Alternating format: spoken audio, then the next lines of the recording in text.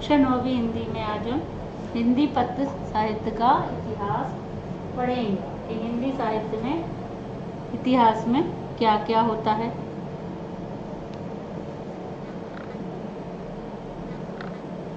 पद्य इतिहास का साहित्य के दर्पण में समाज सदैव प्रतिबिंब होता है और साहित्य वहां की जनता की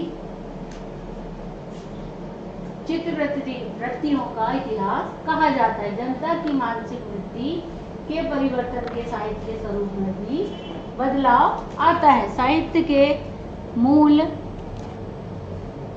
मूल में परिवर्तित सामूहिक चित्त वृत्तियों को हम साथ साथ बदलता जाता है और साहित्य की परंपरा का व्यवस्थित अनुशीलन ही इतिहास साहित्य का इतिहास कहलाता है। हिंदी साहित्य में लगभग 1000 वर्ष का इतिहास केवल काव्य का इतिहास है और हिंदी काव्य की इसी समृद्ध परंपरा में भारतीय समाज की बदलती परिस्थितियां और बदलती जनचेतनाएं परिलक्षित हैं। रचनाओं को की केंद्रित प्रकृति के आधार पर विभिन्न कालों का नामकरण किया गया और प्रत्येक युग में विविध विषयों पर आधारित कविताएं रची गईं। जैसे ये 4 काल में विभाजित हुआ: आदिकाल, वीरगाथा काल। आदिकाल को क्या बोला? वीरगाथा काल, सन 993 से 1318 तक और संवत में 1050 से 1375 तक चला। फिर दूसरा काल है पूर्व मध्यकाल, भक्ति काल। तीसरा है उत्तर मध्यकाल और रीतिकाल। आधुनिक काल, पूर्व मध्यकाल भक्ति काल 1318 से 1643 तक चला। उत्तर मध्यकाल 1643 से 1843 तक रहा और आधुनिक काल 1843 से 1900 से आज तक चल रहा है।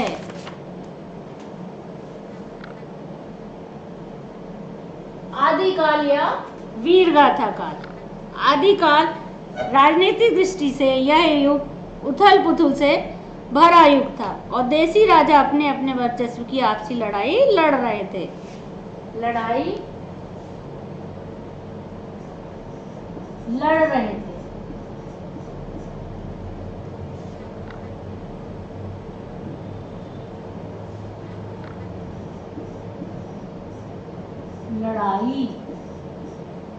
रहे थे। विदेशियों के आक्रमण का प्रतिकार करने में असमर्थ होते जा रहे थे और विदेशी आक्रमणों का प्रभाव था और विदेशी इस प्रतिकार से असमर्थ होते होते लड़ाई लड़ रहे थे। समाज में वैषम्य की भावना परिलक्षित हो रही थी। कवि राजस्व प्राप्त राज दरबारों में रहकर कविता कर रहे थे और मुख्य विषय वीर भावनाओं पर केंद्रित था। यह काल हिंदी का आरंभ काल था, इसलिए इसे आदिकाल का नाम दिया क्योंकि इससे आरंभ हुआ था। इसलिए हिंदी का आदिकाल का नाम कहाँ से शुरू हुआ? हिंदी आरंभिक काल था क्योंकि ये प्रारंभ में हुआ था, इसलिए इसे आदिकाल का नाम दिया। इस काल में वीरों को जीवन कथा पर आधारित गाथाएं प्रधान कविताएं रचनी और वीरगाथा काल इसलिए इनको कहा गया क्योंकि वीरों के जीवन की गाथाएं कही गई थी। वीरों के जीवन की गाथाएं लिखी गई, इसलिए वीरगाथा काल। जीवन की गाथाओं का वर्णन किया, इसलिए गाथाओं का वर्णन है, इसलिए ये वीरगाथा काल बोला है ना। फिर इस युग की प्रमुख प्रवृत्तियां क्या थी? अब हम पढ़ेंगे इस युग की प्रमुख प्रवृत्तियां क्या थी। तो प्रवृत्तियां थी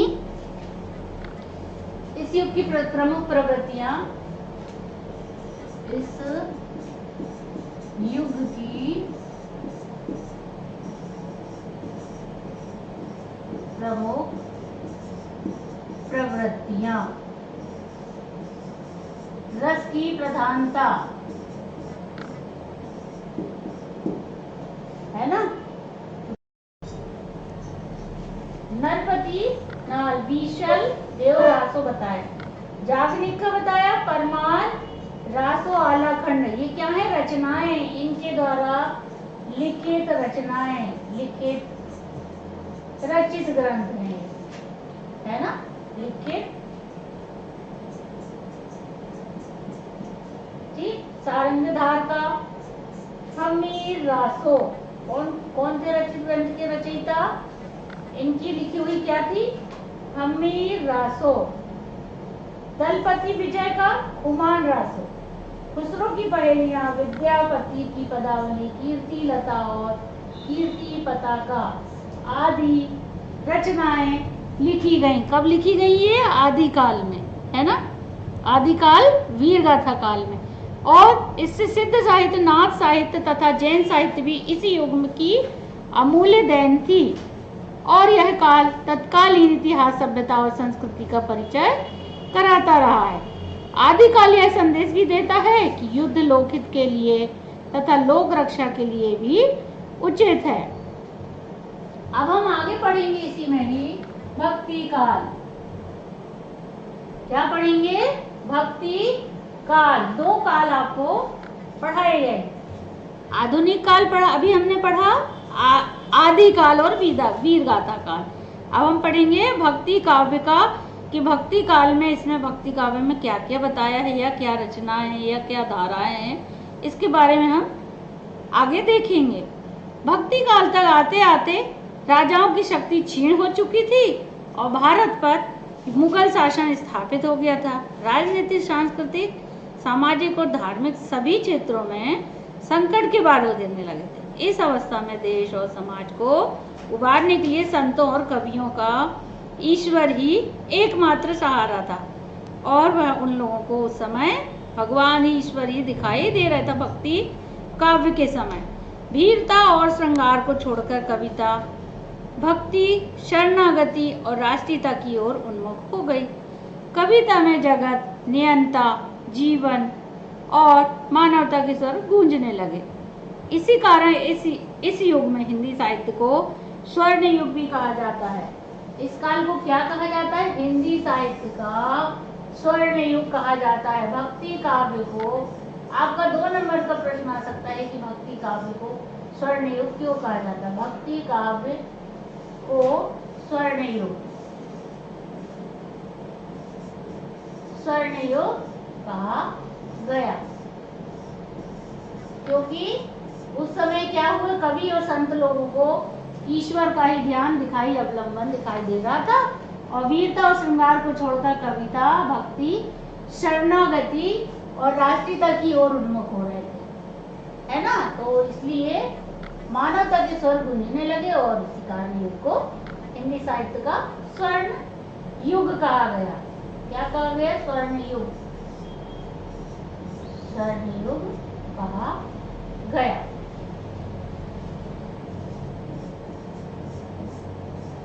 अब देखेंगे कि इस काल में कितनी धाराएं प्रवाहित हुई। जैसे बताया है भक्ति काल, इसी समय भक्ति काल का आरंभ हुआ। सगुण भक्ति काल में भी 2 धारा, ये धाराएं थी, सगुण धारा वाले और निर्गुण धारा वाले। अब सगुण धारा वाले में थे राम भक्ति वाले और कृष्ण भक्ति वाले, ये 2 शाखाएं थी, राम भक्ति शाखा और कृष्ण भक्ति शाखा। कोई कोई राम को मानता है, कोई कृष्ण को मानता है, तो इसीलिए बताया सगुण धारा में राम भक्ति शाखा और कृष्ण भक्ति शाखा। और निर्गुण धारा में बताया कि ज्ञानाश्रयी शाखा और प्रेमाश्रयी शाखा, यानी ज्ञानाश्रयी से यानी ज्ञान प्राप्त करने वाली, ज्ञान देने वाले, है ना। हमको ज्ञान का यानी क्या होता है, क्या हमें नॉलेज कैसे मिली, इसकी ज्ञानाश्रयी शाखा खोली गई है। प्रेमाश्रयी यानी प्रेम से रखने वाली शाखा है।